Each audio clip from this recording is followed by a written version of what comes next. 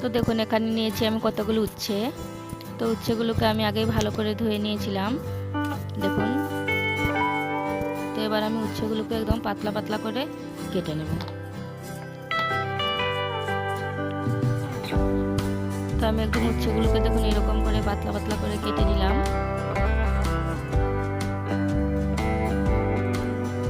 আর আমি উচ্ছেগুলোর থেকে এবার বীজগুলো বের করে দেব। তো আমি উচ্ছের সব বীজগুলো বের করে দিলাম। আর এবার একটা পাত্রে ঢেলে নিলাম উচ্ছেগুলোকে। তো এখানে আমি দিয়ে দিলাম সামান্য হলুদ আর দিয়ে দিলাম সামান্য লবণ। তো হলুদ লবণ দিয়ে এটাকে আমি ভালো করে মেখে নেব যাতে একটু নরম হয়ে যায়। তো দেখুন এটাকে মেখে আমি কিছুক্ষণের জন্য এটাকে রেখে দেব। তো আমি চুলার মধ্যে কড়াই বসিয়ে দিলাম আর দিয়ে দিলাম এখানে 4টা শুকনো লঙ্কা আর দিয়ে দিলাম 1 চামচ জোয়াইন আর দিয়ে দিলাম 1 চামচ ধনা আর দিয়ে দিলাম 1 চামচ জিরা। তো এগুলোকে আমি মুচমুচে করে ভেজে নেব।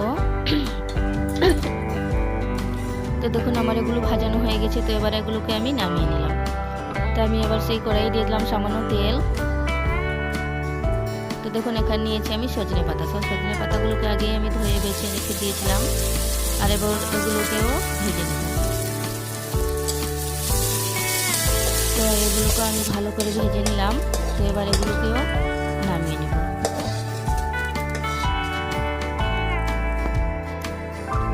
আর দেখুন উচ্ছেগুলোকে এবার আমি উচ্ছেগুলোর থেকে সব জলগুলো নিংড়ে বের করে দেব।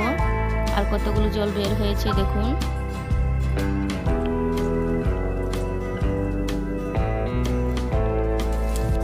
তো আমি চুলার মধ্যে কড়াই বসিয়ে দিয়েছিলাম আর উচ্ছেগুলোকে দিয়েছিলাম। আর এবার আমি উচ্ছেগুলোকে দেখুন এইরকম ভাবে ভেজে নিয়েছি।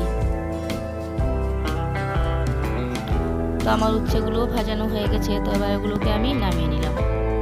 আর উচ্ছেগুলো কত কুরকুরে হয়েছে দেখুন একটু ঠান্ডা হওয়ার পর।